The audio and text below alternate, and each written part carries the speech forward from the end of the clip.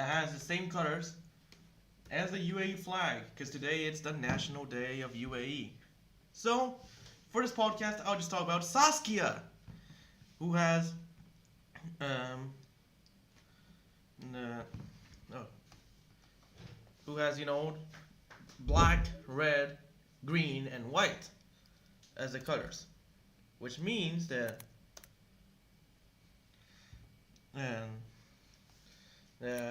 well, it's, oh, which means that, it's, let me just, it's the exact colors of the state of the flag. I mean, it's literally nothing else to explain here. It's, so, there. So we're going to talk about Saskia and all the archetypes for Saskia on EDHREC, which is, the website for commander decks, commander archetypes and stuff. And, well, it's generally, it's kind of cool. I mean, so basically, we're going to talk about the commander, different synergies, different archetypes, and so categorized by card types, by category of the cards, game changers, etc. So we're going to start off with none other than the commander herself, Saskia, of 4 mana free 4 legendary human soldier with vigilance and haste. So when she enters the battlefield, you choose a player. Whenever a creature you control deals combat damage to a player, it also deals the same damage to the chosen player. So the best part about this, so creatures with lifelink will trigger twice, because Saskia is not the one that's dealing the damage. The creature that deals the damage is also dealing the damage. So, and the best part about it is if you hit the same player, it will deal basically double. That's basically the ground ruling for Saskia. By cloning or recasting Saskia, you can change the target. So Saskia allows you to swiftly eliminate one player and basically benefit from eliminating multiple players at once. So Saskia is basically a really cool commander, and swift and merciless, basically. So yeah, that's basically the main commander. And as you can see, look, black, red, green, white, the 4 colors of the flag of UAE. I have a friend who plays that deck. I mean, he plays Saskia with humans. I mean, you can play Saskia, it's a human tribal, or it's just a full-on aggressive deck. A deck that uses all colors except for black. So, alright. So yeah, that's basically Saskia. Well, let's go in to some of the newest cards that's added to the Saskia deck. So we're starting off with 4 new cards from Avatar, which includes Smellerbee, which gives all your creatures haste, except for Smellerbee. Firebender Ascension, which allows you to double your triggers once you have ascended with the firebending, and creates 2/2 soldier with firebending. But basically, it's Firebender Ascension is just like an Ishin that you have to grow together. Badger Mole Cub, allowing you to put 2 creatures down on the battlefield. Technically it's 1 creature plus one of your lands being awakened as a creature, and allows your creatures to add extra mana. So you ramp. And Great Divide Guide does color fixing for your lands and allow your allies to add mana, including the Great Divide Guide. So yep, that's basically a few of the new cards that have been added. There are some others that have been included which are better, such as um, shared roots as an additional rampant growth that has been, a thing. Well, that's basically a few of the new cards that have been added. I mean, they have like haste and attack triggers are a good synergy, and of course, Smearby allows you to redraw your hand, based on the number of creatures that are attacking. Of course, having to discard first. And yeah, let's talk about some cards that have some insane synergy value with Saskia. So let's start off with Rhythm of the Wild. Yeah, alright, whatever. It's makes your spells uncounterable. Creature spells, my bad. Yeah, creature spells may become uncounterable. And your non-token creatures have Read. So you do this, and well, it's basically Read is basically strictly better haste. I mean, you can either attack with the creatures right away, or put a +1/+1 counter on them. So it's haste or +1/+1 counter. I mean, that's basically the thing. This is basically what you do with Rhythm of the Wild. Well, number one is Gazella, Blade of Gold Knight, for 7 mana, 5/5, Legendary Angel flying at first strike. It allows you so that all your damage is doubled. All your damage to the opponent is doubled, and all the damage that's dealt to me or dealt to you or one of your permanents, it's halved, rounded up. So Gazella with Saskia is just insane. So let's just break it down. You have Gazella and you have Saskia. Let's say attack. You've named player 2 for Saskia. Attack player 1 with Samet. Let's say for example, Samet is a 3/4 with double strike, vigilance, and haste. That gives your other creatures haste. Flash, that's irrelevant for combat. And untap another creature. Alright, whatever. Samet will deliver the first strike on player 1. Player 1 takes 6 damage as the damage of 3 is doubled. This will trigger Saskia, allowing you to deal 12 damage to player 2. Since the damage from Saskia is doubled by it's a trigger for Saskia, but Samet's the one that's dealing the damage. I mean, so Samet deals 6 damage, then Samet deals 12 damage to another player. Then for the second strike, Samet deals another 6 damage, dealing another 12 damage to player 2, allowing you to deal 36 damage with Samet. I mean, basically, the damage you're dealing with Saskia is technically quadrupled, based on the fact that you can just, it's did I do this right? No, hold on. Wait. Double 24? 6, 12, yeah, 36. Whatever. So, basically, you're dealing. So a creature's free power deals would deal 6 damage, and then would deal 12 damage as well for Saskia. And if you combine this with Lifelink, it will be freaking amazing. So, I mean, another one is Aurelia, the War Leader, allowing you so that 6 mana, 3/4 Legendary Angel has flying, vigilance, and haste. When she attacks for the first time each turn, untap all your creatures, and you get an extra combat phase. So, just play freaking Aurelia, Samet, and Gazella, and you're getting one hell of a turn with all the combat phases. I mean, it's just crazy. I mean, and the best part of with Gazella is that the damage out to your stuff is halved.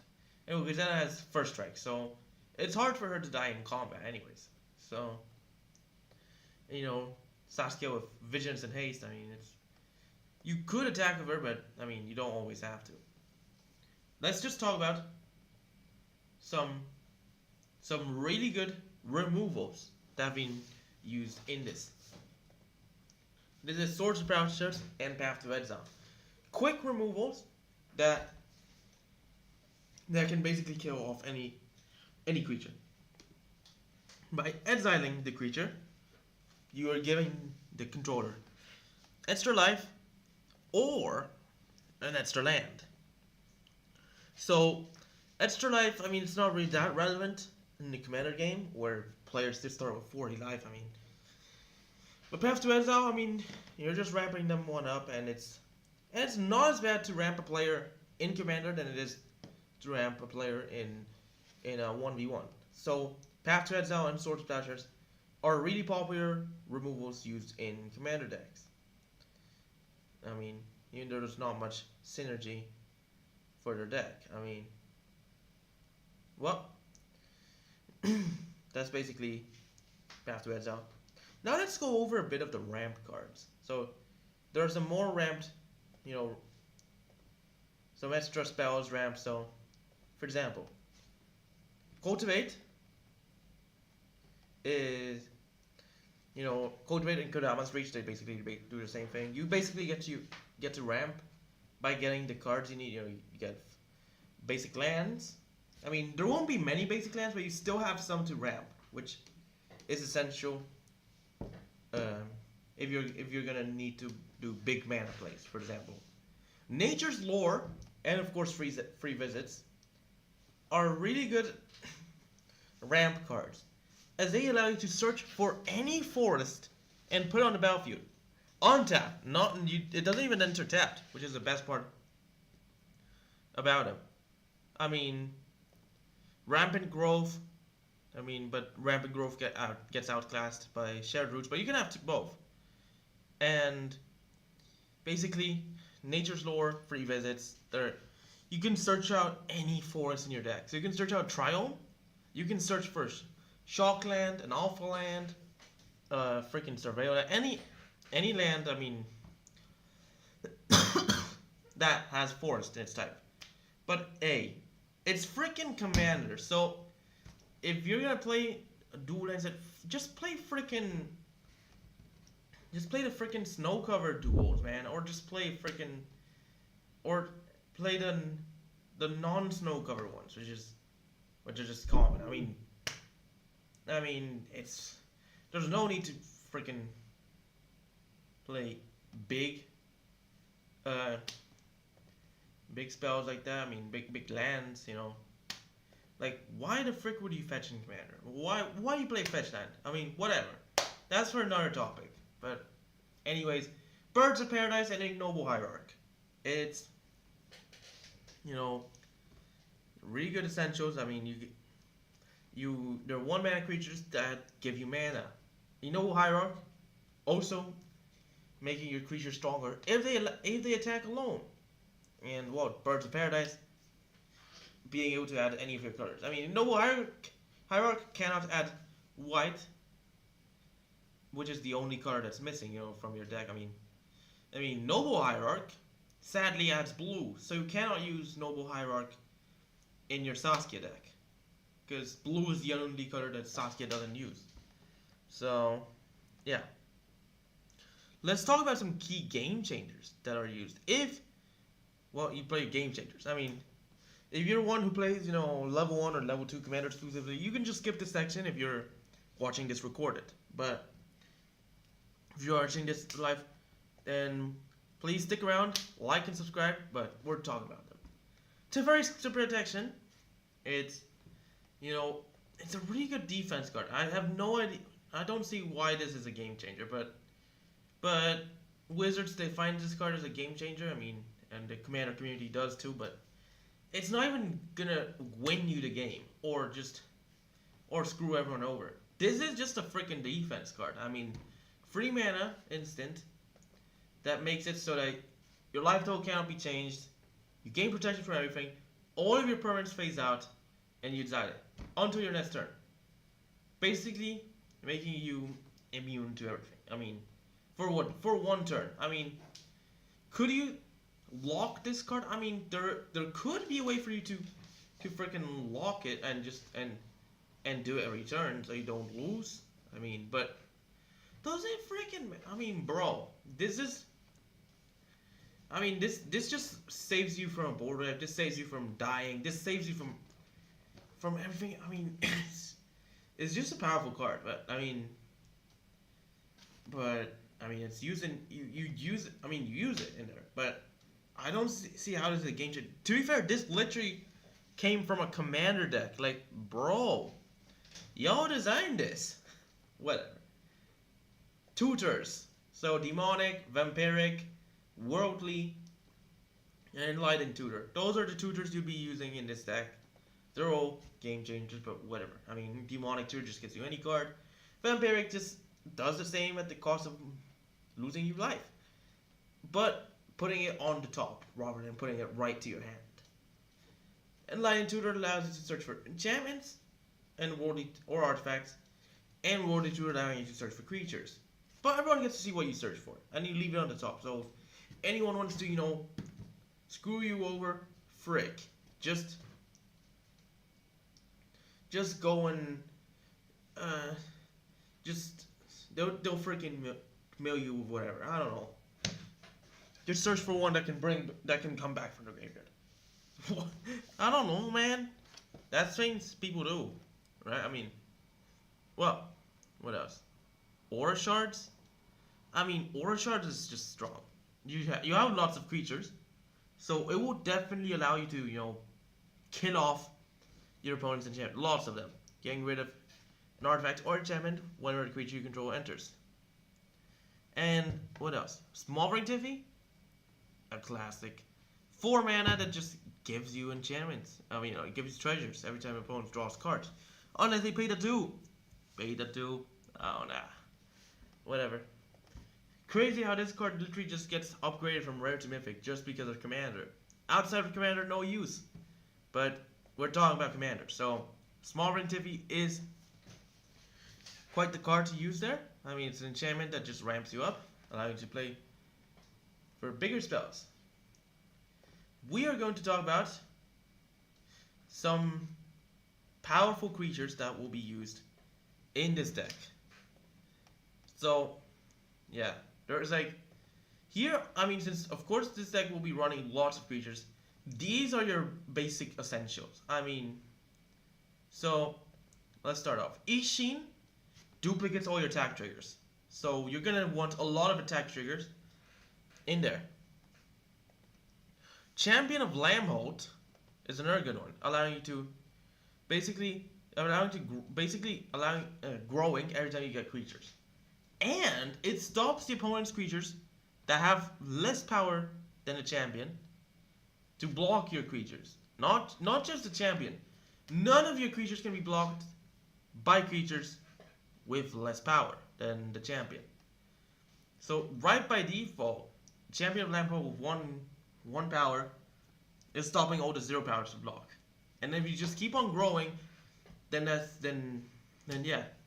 And pair this with creatures that cannot be blocked by great. So think Skulk, for example. Then those creatures would be so freaking evasive to the point that only creatures with the same power can block it. And if you combine it with flying, you combine this with horsemanship, you combine it with shadow, there will be so few creatures that can block yours. So don't forget Aurelia, not Aurelia, not the one I've mentioned, the law above. Has flying, Virginia's haste, makes it so when any player attacks with 3 or more creatures, not just you draw a card. So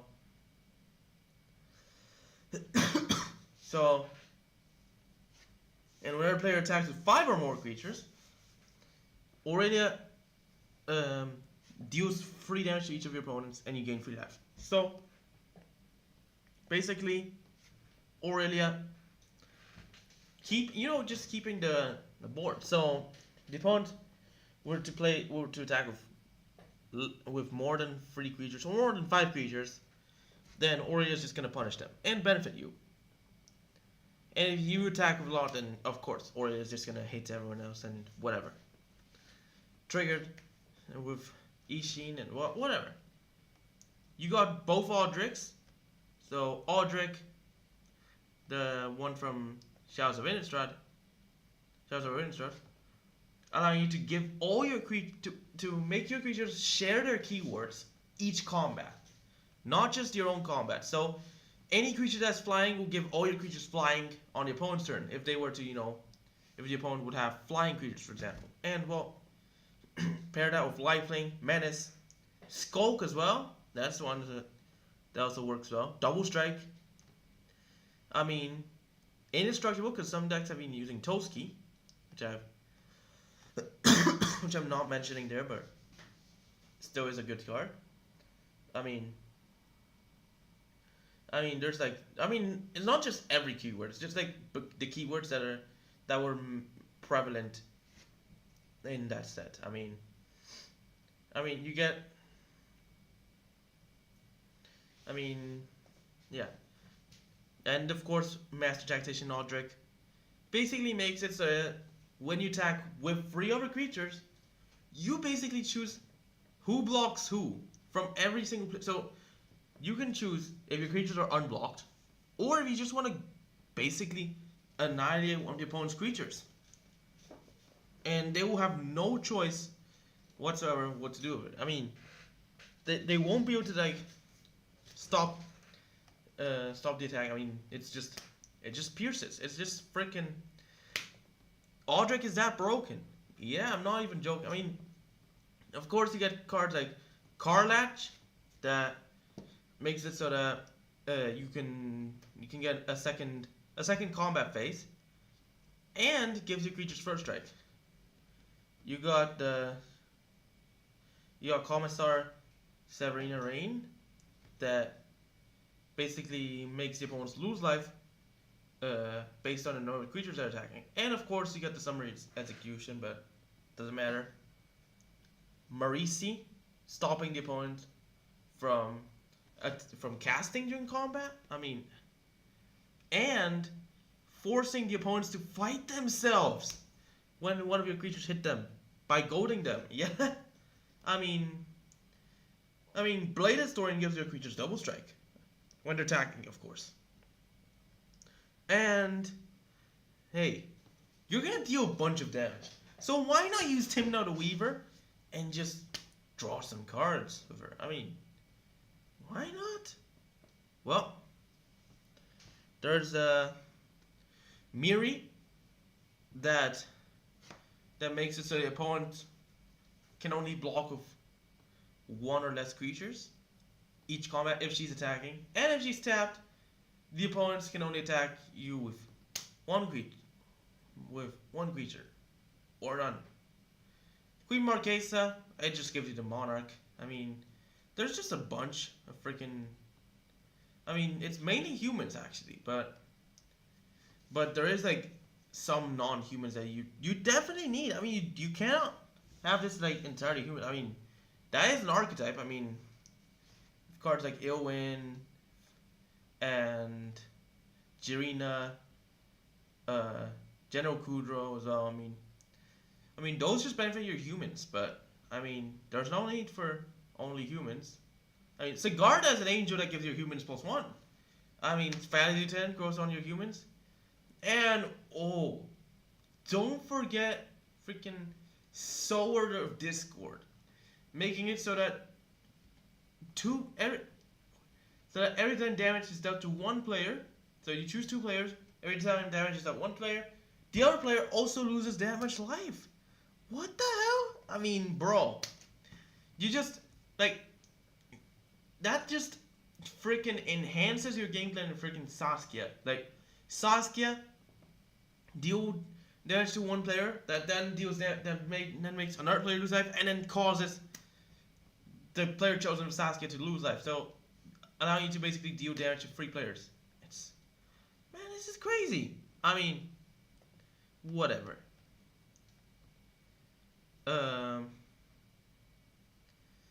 Let's just talk about instants. So, those are just instants, and All of these are cards that different categories. You got the removals like Assassin's Trophy, that kills off any permanent, and makes the opponent makes the controller search for basic land. I mean, it can only hit the opponent's stuff, not your own stuff. So no ramping with Assassin's Trophy. Well, Anguished Unmaking. Now you do exile any non-bland permanent, but you lose 3 life. Life loss doesn't really matter much. In Commander, don't forget Beast Within and Generous Gift. Everyone loves those. A Chroma's Will. 4 mana instant. Where you can choose one. If you control Commander, you choose both. So basically, give all your creatures one part of a Chroma's keywords, or the other part of a Chroma's keywords. So basically, Flying, Vigilance, Double Strike, or Lifelink, Indestructible, and Protection from all colors. And of course, you can do so with Protection from all colors. All the creatures can only be blocked by colorless creatures, of course, which is really insane. And Lifelink, allowing you to freaking gain a frick ton of life with Saskia as well, with all the damage that you're gonna be dealing.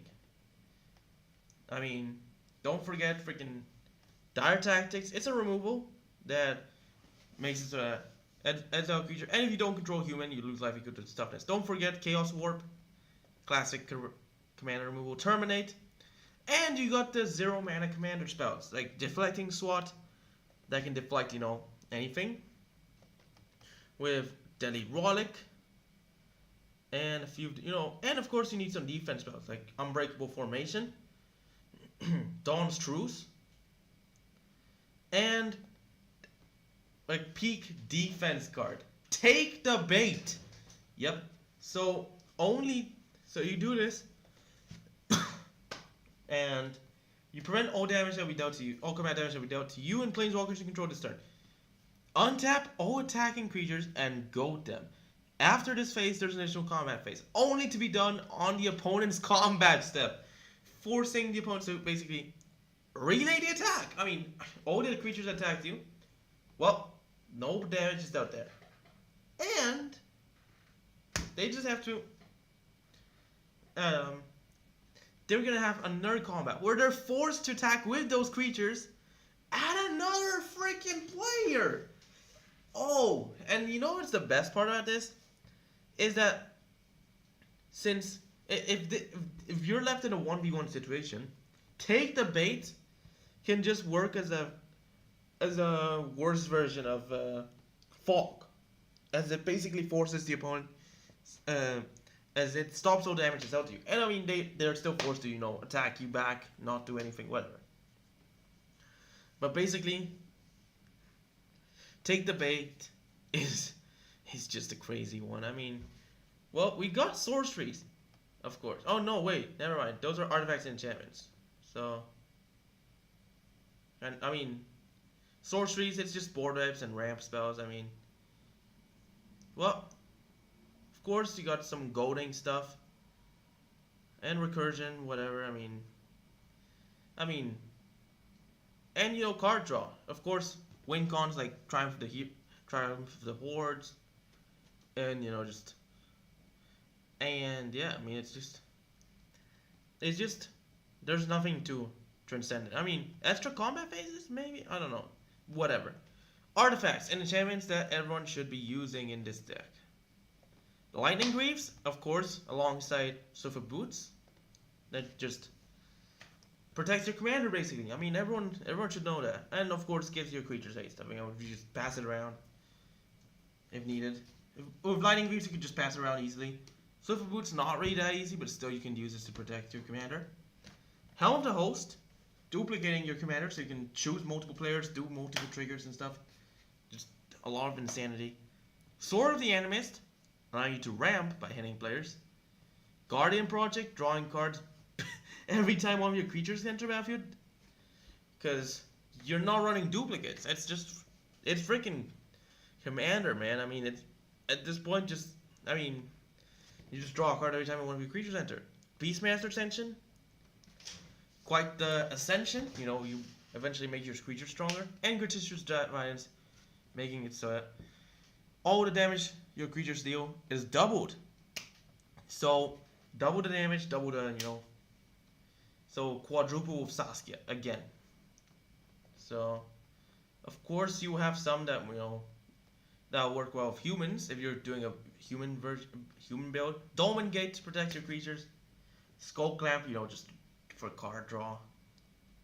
So Conqueror's Flare, stopping the opponent from casting on your turn. Ember Cleave is also a good one. And don't forget some removal enchantments like freaking Annie joins up. And just duplicate the legendary creature triggers. And Rising of the Day to give haste. Mirari's Wake for double mana and extra power. Flowering of the White Tree to protect your legends and make your creatures stronger in general. And what else? You got Firechain Arena for card draw, same with Garruk Surprising. Sylvan Library is also one that's well, and Shared Animosity for tribal builds. Don't forget Windcrag Siege and Aggravated Assault for extra triggers and extra combats. All Out Assault, yeah. Kafar's Crusade, it just... And don't forget freaking True Conviction to deal double strike and lifelink. Fiery Emancipation for triple damage on all your sources. Same with City on Fire. City on Fire and Fiery Emancipation both allow you to triple the damage. So you're doing 9 times the damage with Saskia. It's basically hold on. So with Saskia, so anything that you do 3 damage to one player, which instead will be 9 damage with City on Fire. And then that 9 damage will cause Saskia to deal 27 damage to another player. It's freaking crazy, man. That's just a lot of damage. That's all I'm saying. And don't forget Light to Rest. Just card draw based on the humans attack. Ghostly Prison is a quite defense card as well. And Duelist Heritage will let you give any attacking creature double strike every time a creature attacks. Now we're going to talk about one Planeswalker that may or may not be used in a Saskia deck. And it's Dehada, Binder of Wills. A 4-mana 5 loyalty legendary Dehada. +2. Up to 1 target legendary creature gains Vigilance and Lifelink and indestructible until your next turn. -3, allowing you to reveal the top 4 cards of your library. And you can put any number of legendaries from into your hand, rest into your graveyard, and create treasure for each card thrown into your graveyard this way. And for -11, you basically steal all your non-land permanents. Untap them, they gain haste onto end turn. Of course, you're only doing this for 1 turn, but it's just a heavy hit. Gets rid of the opponent's blockers, turns them against them, and it's just overwhelm the board. Plus, Dehada can be your commander. But we're talking about Saskia here. We're not going to talk about alternate commanders, especially since Dehada cannot be used to replace Saskia, because Dehada does not have green in her identity. You're going to want green cards as well. And, well, lands. These are just some essential lands. The rest of the lands you can just decide for yourself. But make sure for Gavany Township, as it allows you to grow all your creatures by paying 4 mana and tapping it. Mossword Bridge, allowing you to cast this card if you have total power 10 or greater. And Windbrisk Heights, allowing you to play the exile card. If you attacked with 3 or more creatures this turn, you're gonna attack with a lot of creatures. So, yeah, I just realized these lands got eroded so that they enter taps. So, because the Hideaway mechanic got eroded so that the permanent will no longer enter tapped. So, when we go to Hideaway, there was a creature, the first non-land to have Hideaway from Modern Horizons, it did enter tapped in the past. I wonder if it still enters tapped. Let me just check. Watcher for Tomorrow. So, the reminder text says that enter tapped. Oh yeah, the creature still enters tapped. It's crazy, man. I think it's because they changed Hideaway to Hideaway 4, so now they can hide away extra cards, less cards, whatever. And we're going to talk about some essential artifacts. Mana Rocks, and, just some other stuff. Soul Ring, Relic of Legends, Chromatic Lantern, and Commander Tree, of course. Arcane Signet, Fought Vessels, well, you can draw a bunch of cards with. And, don't forget Signets for all the cards that you have in there. And Clue Stones, that will also give you mana. Banners as well, based on the cards you're playing. And, yeah, it's just any mana rocks you need. It's just... So, yeah. I mean, everyone plays Sol Ring, right? I mean, everyone's gonna use Sol Ring, Arcane Signet, and Fall Vessel in their decks. Why not? I mean, Relic of Legends, you can also do a combo with it if you have EDHREC in there. And, cards for mana cost reduction, but it's up to you. I mean, EDHREC may or may not work with your deck if you don't really enter the dungeon, but hey, if you're gonna take the initiative, you're gonna need to enter the dungeon, because entering the dungeon will still work if you somehow enter, the Undercity, or whatever it was called, the one that you needed the initiative to access. But whatever. Congratulations!